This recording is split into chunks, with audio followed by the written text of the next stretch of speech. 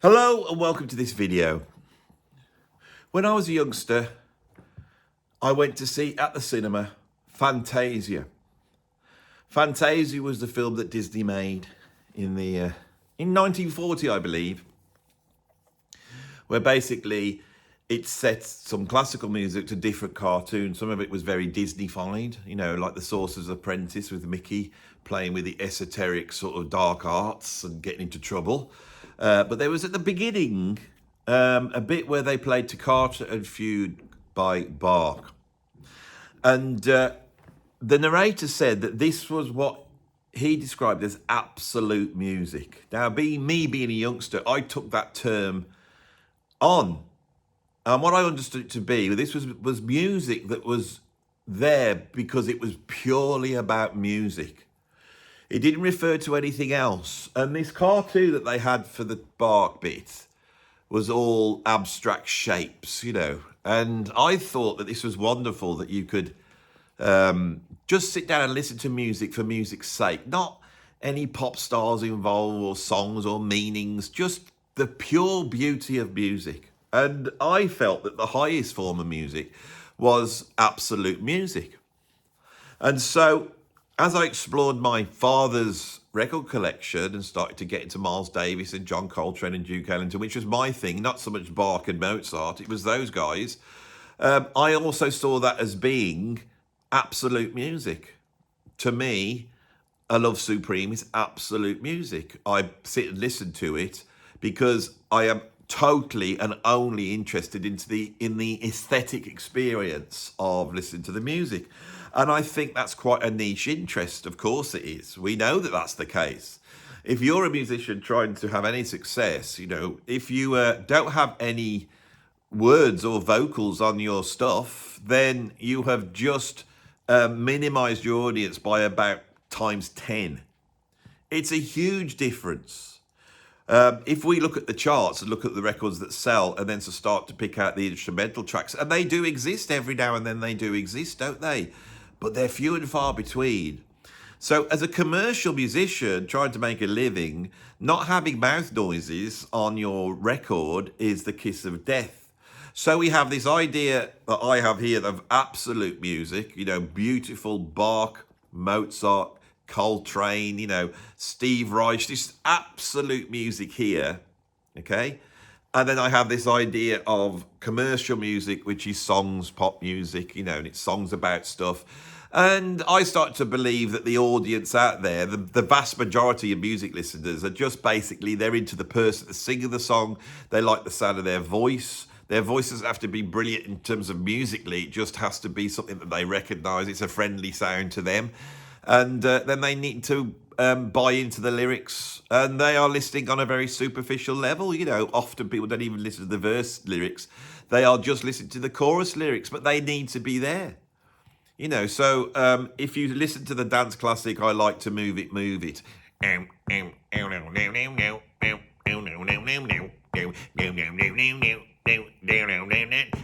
to move it, move it. I like to move it, move it. I like to move it, move it. I like to move it. Right, see, someone complained about me not putting music into my videos. I mean, that'll do, isn't it? That's all right, isn't it? Save me a bit of editing and copyright infringement. So that tune is about a bloke who likes to move it. It's not absolute music. Now, it might not be, it might not be Leonard Cohen, but it still has a meaning. It's still a bloke, and you go, that bloke there in that song, he likes to move it, he does. Does he? Yeah. He said it like over and over again. And then the bit that he does, which is moving it, he then went, move it like that, really made me jump a little bit with the way he said that. So he obviously really believes it, So that personality, that aspect of the song, right? People love it, okay? And I was very stiffy about it. I thought I was better in a way because I was into this absolute music. But of course, what I didn't realise is that John Coltrane's A Love Supreme is not absolute music. It's instrumental music, but it's about something. It tells a story, but it's not the sort of story that a film tells or a book. It tells a story of spiritual enlightenment, and it breaks it into these 4 phases, 4 parts. It's like a prayer. When John Coltrane intones the final psalm. That piece is actually a prayer. He is intoning the words in his mind through his saxophone. He's speaking through his saxophone. This isn't actually absolute music. I mentioned Steve Reich. You would have thought the sort of minimalist music that he makes would be absolute, but it's not. It's often about something. It often explores his Jewishness and certain historical things and certain scientific versus art, things that are going on. The music's about something. I then toddled off to art college and started to learn about art and how art works, and I was a painter. And again, I got interested in abstract art. I was an abstract painter to somewhat. But I started to realise how hard it was to make abstract art, you know, because we look at every picture as though it's the window into the world. And so that's the equivalent of the story in painting. It's the subjects. It's the subjects. It's the content of the painting. The painting has a content. What's it about? You know, what's it about? There's a lady and she's sat next to a desk, and there's an arch in the background, and there's a brick wall, and there's a pattern in the wall. What does the pattern mean? Why is it arranged like this? That's the content. The form of the painting is the shape of it, the colours, and all that type of thing.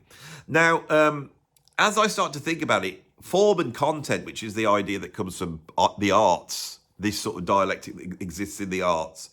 Sometimes it was swap around. I think, well, maybe the actual content, if you look at sort of, say, a Jackson Pollock, what's the content of the paint? The content is the form, isn't it?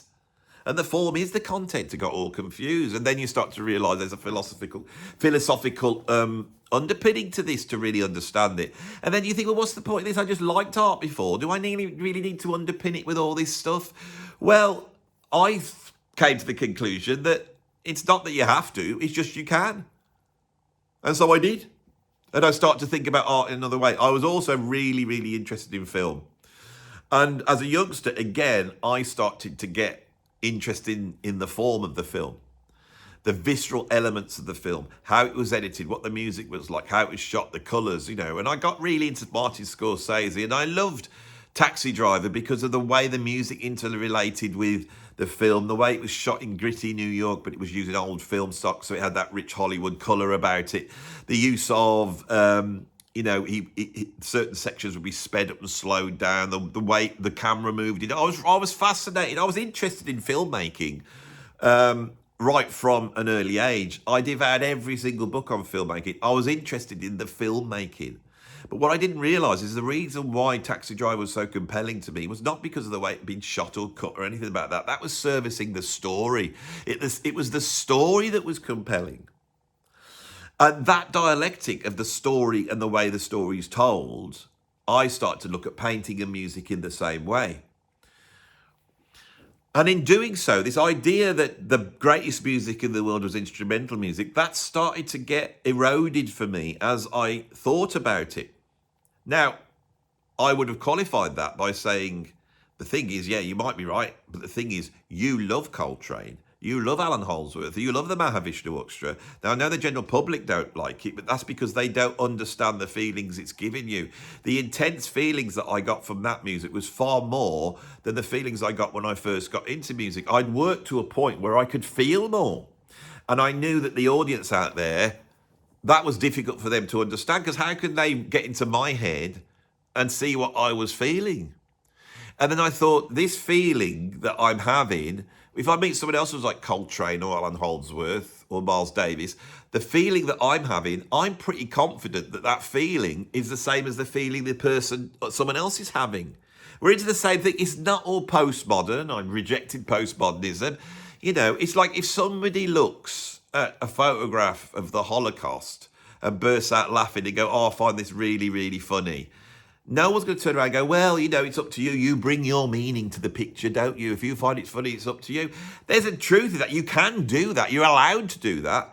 But we expect people to have a certain reaction to things. And artists, I believe, make art in that the fact that they are communicating their view of the world to other people. And it's within the negotiation. Postmodernism couldn't deal with that. It couldn't deal with going, actually, it's the negotiation that's important.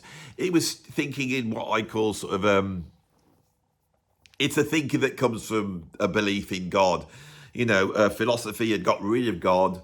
Nietzsche said God is dead, and then the postmodernists came in trying to reorganize another truth and weren't able to go. The truth is in the negotiation. This is a quite complex bit of philosophy here, but it is Philosophy Sunday, and that's what you've come for. And I actually may have given away the game with that statement here, because the truth is, if I could use that term in this context, the truth is it is a negotiation. And the truth is, I believe, or I should say it like this, I believe that the story and the visceral emotional aspect of the way the story is told, that negotiation could go right up to the story, or it can go right up to the way it's told. And actually, the point where we draw the line between these two things is where the art is. And that is contextual to the time you're living in, and also the sort of absolute realm in which you see the art operating. So great art often is contextually the right thing to be doing at the right time, but also there's something about the balance point, because if you're balancing these, this is, I think, what the postmodernists don't understand. I think maybe they do. I'm sure they were cleverer than me, so I'm sure they did. It's probably an interpretation. It's very difficult to get into all this in a video and try to explain it totally. And I'm trying to get one point across, and I'm getting dragged all over the place because we're trying to elucidate something which can't be elucidated. I'm trying to explain something here that can't really be explained. So I'm going to back up a little bit, and I'm going to lay some groundworks down, if you will indulge me in that way, because really I should be trying to explain where these ideas come from. But I think for anyone watching this video at the moment, their head's spinning thinking, what is Andy going on about? Well, what I'm saying is that I believe that art is the balance, the sublime balance between hedonism and perfectionism. Now, perfectionism comes from the way we see the world and the way we try and make the world right. And we try and make the world right by looking back into the past, learning from the past, and then trying to tell what's going to go on in the future. So perfectionism is sort of, if you saw the arrow of perfectionism, it goes through my body, out of my chest and towards you, okay? And I am sat within that period of existence, this point in time, on this realm here, which is the now, okay? So you could say that's time and space, and time and space is a dialectic, and we know that Einstein discovered, bizarrely, that time and space are sort of the same thing. But we don't perceive it like that. We, to understand the world around us, chop the world into that, in the now, and straight on. Civilization, science, medicine, nuclear bombs, Western liberal democracies, communism, is all the product of this idea of being able to understand things in that linear time-based frame. When Karl Marx is dreaming up Das Kapital, he's looking at the past through the lens of Hegel, looking at that historical context, and he is then taking out of it the God bit and then trying to predict the future. Karl Marx is predicting the future when he writes Das Kapital. He says that this is the way, the revolution of time, as we go around the circle, you will get to a point where capitalism is replaced by communism almost naturally. It's a natural thing from working on and looking at the past and seeing how that happens. So this time-based way of looking at the world, and also that actually relates to measurement as well, because I believe that measurement as well is time-based, because we basically chop the world up. So if I look behind me and if I was to count the pictures on the wall, I go 1, 2, 3, 4, 5, 6, 7, 8, 9, 10, 11, 12. And you can see my counting is basically, it's time-based and space together. I basically move across, and these hoppy movements from one point in time and space to the other, I then carve out as a number. It's very strange what numbers are. And you have to understand that there's analytical philosophers believe that those numbers and the way they work reveals an underlying system in the universe of truth, right? That's analytical philosophy. That's what science is based upon, right? All these things I'm discussing about, all this sort of measurement, grid-based, time-based, future past thing, that is what perfectionism is. We have to measure it against something, right? And the debate, it's almost like human civilization. We didn't worry about this 100,000 years ago. We just scrapped around, on subsisting and picking berries and trying to, kill great big beasts for their meat.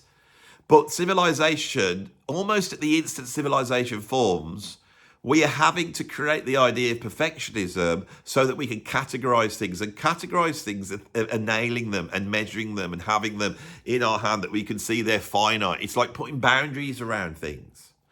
And with that, we lose something. We lose the visceral thing of being in the moment.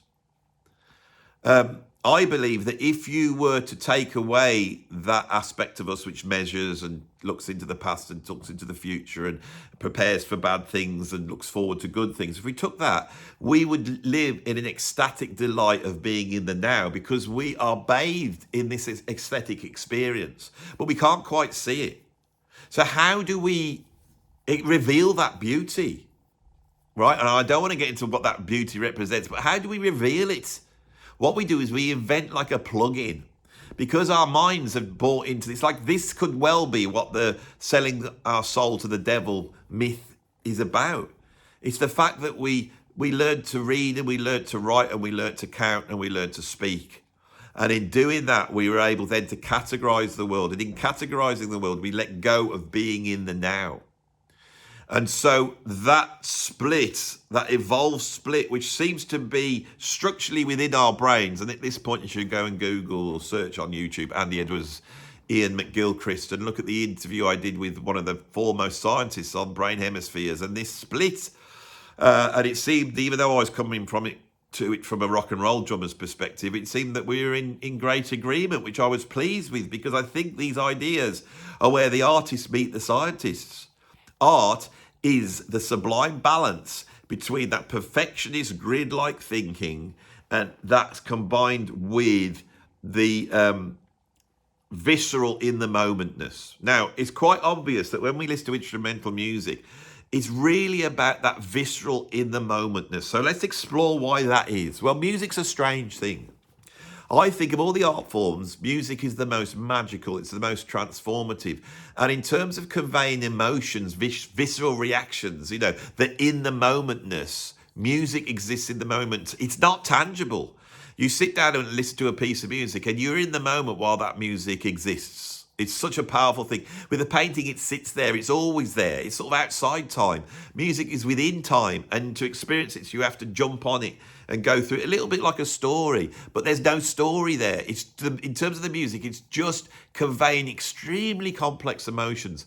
Anybody that starts to study the theory of music, say you get into harmonic theory and you start to get in major and minor chords, and then you start to get into modal ideas, and modal ideas go right back to the beginning of civilization, and our idea of what rational and irrational is based upon the belief that this scale or mode revealed the ultimate truth of existence. So this is all powerful stuff.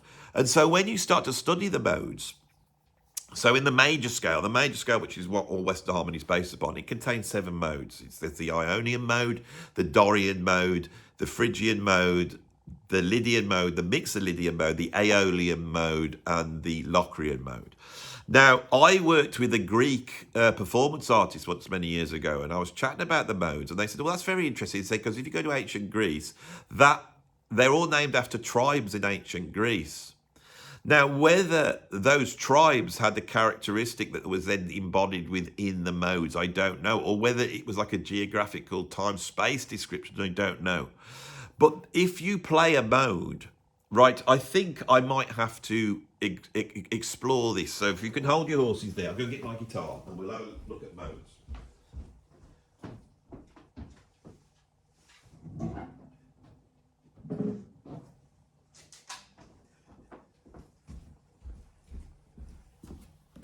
So as I walked away then, you were left with no story, just the image that I've set up in great detail behind. So as I said, you had a moment to be able to look at that. You were put into the moment for a while. And you might go, oh, this is boring bit, I want Andy to talk, because you need the story. This is the whole point.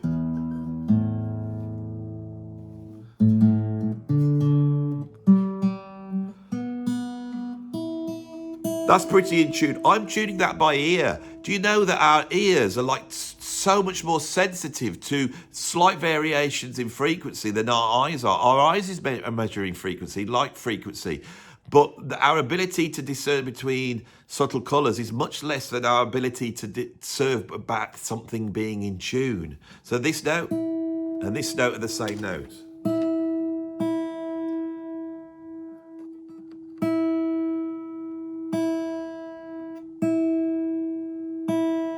Now it sounds like the first note, is it slightly above? The next, imperceptible. Anyway, that's quite interesting. So let's create some sort of mode out of this. So I'm going to put this into D.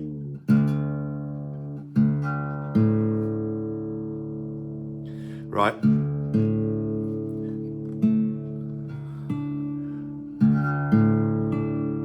So a major sounding mode would be this sound.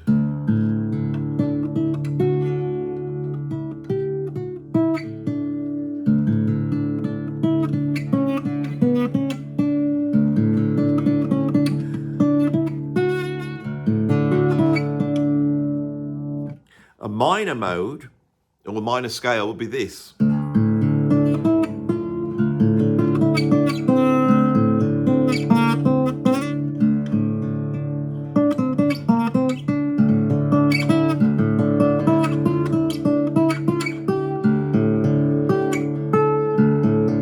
All I'm doing here is exposing a really basic thing in harmony. I'm giving you some sort of rooty drone to root you, and then I'm playing notes that you're sensitive to, and the arrangement of those notes is giving you a feeling. The major scale was all open and happy, but it was also quite light.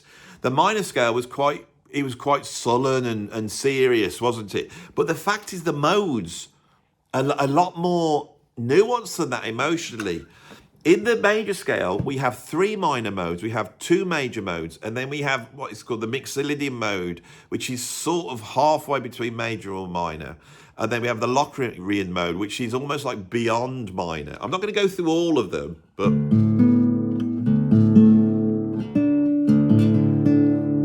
So let's do the most major. There is a major mode called the Lydian mode, which is even more major than major.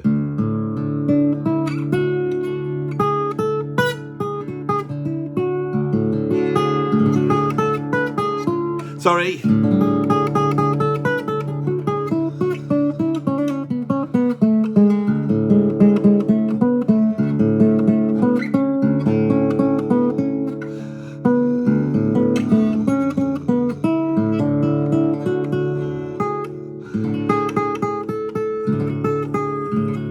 You hear there? If we get this.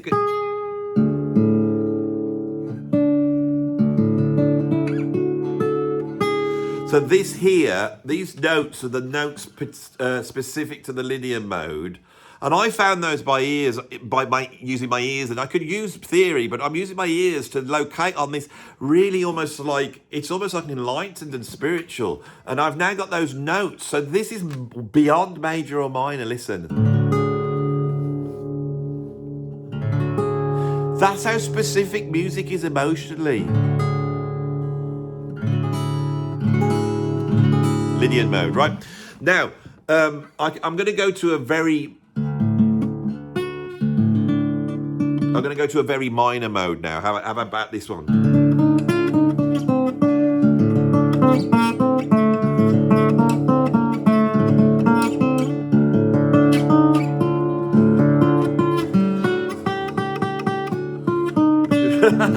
Now I'm going into beyond, outside the major scale because I made a mistake. But doesn't that sound cool? This is the Phrygian mode.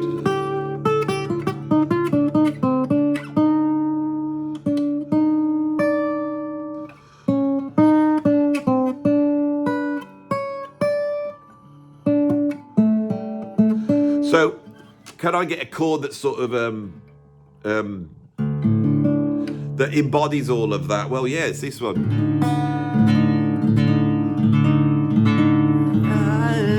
And you can see it's geographical as well. You feel like you're going to another part of the world when you play the Phrygian mode.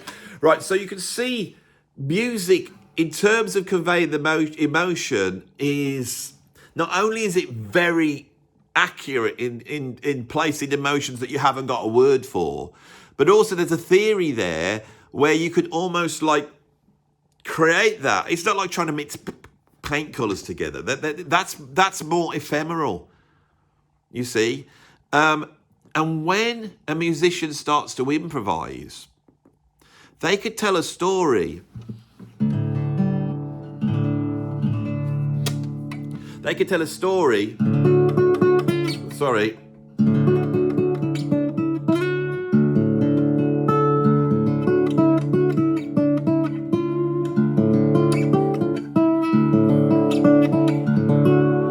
I'm telling the story, sort of.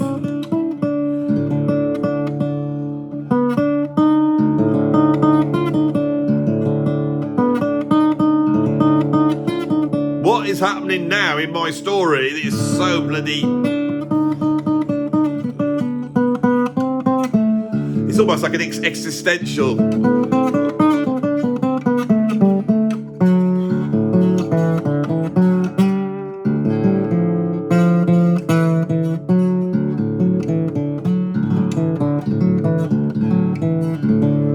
You see, so the changing of those notes, the music's really... It's really specific, but can't be described. I think these emotions go beyond what the language can describe. And that sort of tells a story, doesn't it? There's sort of storytelling in instrumental music, but it's just like organising emotions. So rather than there being a story, it's just dealing with the visceral elements that a story would have without having the story locked to it, okay? And people who are sensitive to that, they can enjoy that, right? So imagine music here is an art form which is great at conveying that type of raw emotion. If you read a story tells a story. And I think the story we could see as being, here's the past, moving up to the present, and then there's going to be consequences in the future. That's what a story does. You set out the past, you know. There was 3 little kittens. And they were lonely orphan kittens, and they lived in the forest, but they looked after each other, the 3 little kittens did. And so there we have the setup. But one day, they all decided to go out. And whilst they were going out, and you can go, hang on, there's something bad's going to happen now. One of the kittens strayed too far. And they wandered off, and the other 2 kittens couldn't find them. And the kitten kept meowing, but they couldn't find his 2 brothers. They're boy kittens.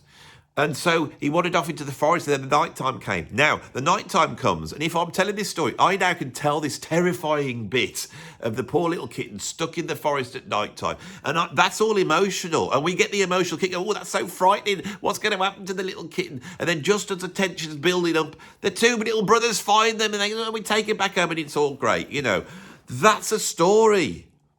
That setup is past, present, future. And then if I'm going, and as the kitten looked down into a small puddle in the forest and saw his own face looking back at him, he realised he was completely alone. The sun was setting, the darkness enveloped him like an evil spirit, taking away his ability to know where he was or even who he is. The cat yelped into the black distance, but there was no one there to answer. No one except the black veil of chaos that had enveloped him as he realises his lovely little world of being a kitten was about to be challenged by the harsh reality of life, that life can come and take you and crush you and grind you down, and before you even know it's not your fault, before you even know it, you're pulled down by the black tentacles of chaos back into the bloody forest, the deep forest, which is like a dark subconscious of an evil, malevolent spirit that only wishes ill will on us, you know. So that there, I'm trying to use my language there and my bodily expressions and my face to convey emotion. Emotion, story, past, present, future. You get the right thing together and people buy into it and they love it. And there's a power to it. There's more. You get more bang for your buck. There is more bang for your buck by having that story in there. And I thought that's why people like paintings with like things in objects, especially people. They're the best paintings. They're the ones I like. Photographs. I see photographs of landscapes and stuff, but I like photographs of people. I want to see people. I want to tell stories. Look at what people put on Facebook now. This is the greatest art revolution. It's the art of the people, democratization of the arts. And people tell stories, here we are. My daughter got married at the weekend. Here I am with the daughter. I'm proud of him because he's my daughter. She's all grown up now.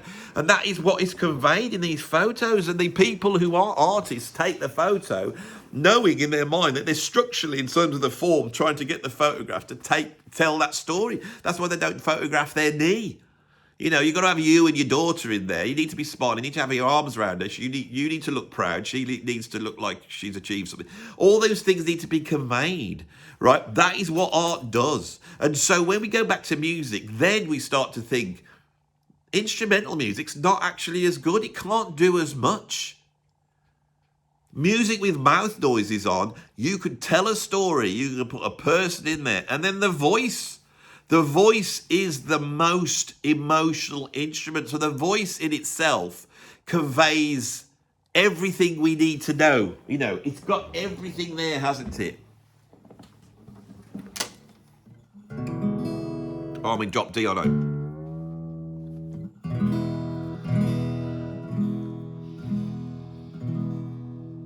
Let's do it.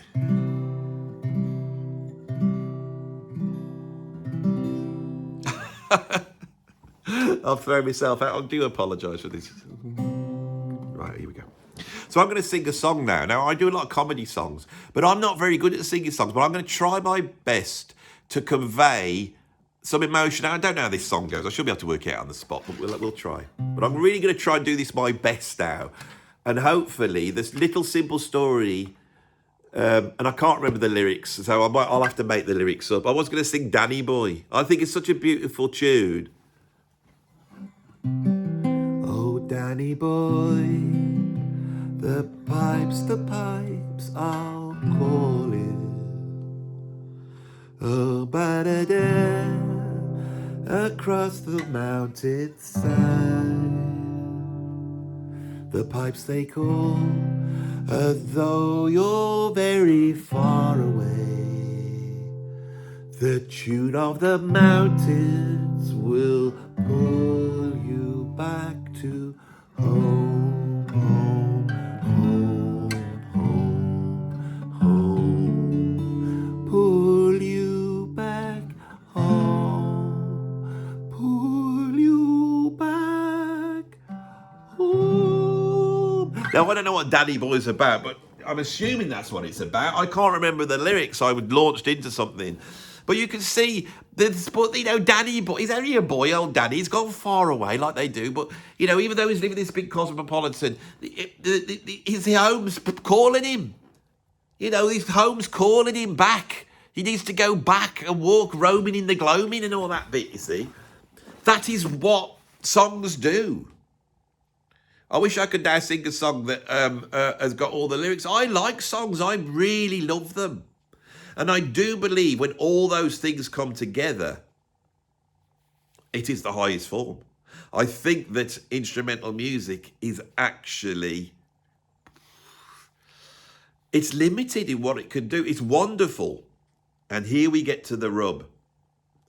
My initial pushback of this when I was younger was said, yeah, but when I listen to a great song, the balance between the story and the music is great, and I get something from it, but the feeling I get from it could not be, the emotion's not necessarily coming from the music, it's coming from thinking about the song. I'm thinking about Danny Boy, and I'm thinking, oh yes, he needs to come home, it's calling him. I know that feeling.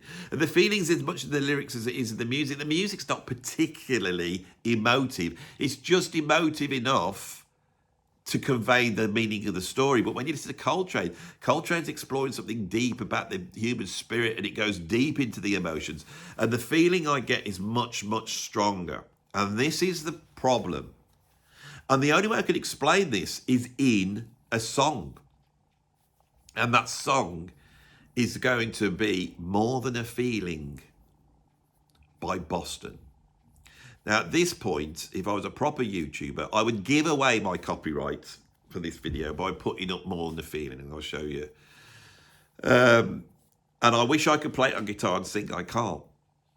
But I'm assuming you know what More Than the Feeling is by Boston. It's a brilliant song. Their whole career, Boston's whole career rests on this song. They never did anything any good. That's the honest truth. Their first album's good, but this is easily the best song. More Than the Feeling is incredible. It's one of the greatest songs in rock history. And the band never did anything else apart from that. Their whole career, everything that went down with Boston is based upon the fact that More Than the Feeling is so wonderful. It's a brilliant marriage between a song with a very definite meaning, made by someone who's, I think, he's autistic, isn't he, Tom Scholz? Very perfectionist in his approach, and every bit of the music supports this story that's been told. Now, what is that story of More Than the Feeling? More than a feeling, more than a feeling, I see it out of my daughter, so more than a feeling. Now, what it tells a story of, and that didn't give you anything, that just was me singing More Than the Feeling, not even knowing the lyrics. But if you go back to that song, there's this bloke, and he's into his music. He's like me, and he's lost inside the music. He's lost inside it. He is getting all these feelings from it. Okay, all these things, he's so involved that it has disassociated him from real life. He is so in that now, in the visceral realm. This is the song which is the anti, this modern thing, that's when you're middle class and educated, you've got a really bad job, you will then get involved in something that is like mindfulness or, that type of stuff to try and get you into the now. And it's important for those people to get into the now. But the bloke in More Than the Feeling, he's right in the now. He's there. He's got his headphones on. And the music sounds like that. More than a feeling. And we love it. But what no one realises, when he goes to the verse, the whole thing changed. And the emotional aspect is drawn back. And it starts to tell the story that when we stepped outside this guy that sat there with his headphones on, engrossed in this song, he's got a girlfriend. And his girlfriend is like looking at him going, what are you doing? But he's too engrossed in what he's doing. And she's saying, look, there is more than a feeling. You can't just live on your feelings. There's more than a feeling. And he doesn't even notice as she walks out the door, he loses his girlfriend because he's too engrossed in the now. He's too engrossed in the feeling. This is the visceral danger of hedonism. Remember I said hedonism is the balance of the perfectionism, then they're balancing each other. We don't want too much hedonism. The person strung out of their face on heroin, that is hedonism. That is feelings trumping everything else. And it's not good. Jumping on a roller coaster and getting an even more intense feeling than any piece of music they can give you, that is not art. It's just extreme feelings. Our culture today, if you start to look at it and you see certain films, documentaries, all sorts of things, you will see that there's an idea that has come out of sort of the rock and roll era, the postmodernist idea. This has been embedded into the arts at the moment. It's the idea that we can be anything we want to be. And what we want to be is not based upon what we have thought is sensible. It's based upon what we think our feelings want. It's about satiating our feelings. And by satiating our feelings, we can be whatever we want to be. We just have to live the dream. We have to live the dream. There is the fault, I think, with modern artistic culture. That's the breakdown we're having at the moment. And a lot of the sort of avant-garde art and experimental art is so embedded in that idea that it is almost like establishment at the same time. It's establishment thinking without knowing it. The great big film companies that are trying to make films, and they're not doing very well at the moment because they keep putting what everyone says are woke ideas. It's not these woke ideas. It's the fact that they don't care about the story. They don't want to tell a story of truth and something that's compelling and something which is contextually correct for now. We look at the environment. We see that the environment is threatening us. We see the extremes of the political right and left. They're fracturing. We're seeing people turning away from the idea of nationalism. There's people who want a global sort of utopia, and there's other people that want their country to be, and there's all this stuff going on at the moment. And the way you would solve that is everyone has to reel themselves in, not expand themselves out. The 1960s was about expanding out. So that's what the art form is. It's about drawing in. And I think one of the ways to draw in the arts is to stop being so perfectionist. That idea of self-expression, which we had with Jimi Hendrix and Coltrane in the 1960s, was so important. And that's why Coltrane was important, because it was about self-expression. But then the perfectionism came in, and self-expression turned into adverts which sell the idea of expressing yourself, but in such a cliched way.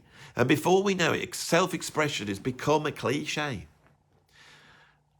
Now we have to fight against that, and we have to draw ourselves in by going, this is who we are. This is why I make videos where I just come in on here and talk. It is what it is. If I go wrong, I go wrong. I leave it as it is. I come up here and do it every day. This is not about perfectionism. This is just about ideas. Sometimes I create music, but it's thrown together just for the video.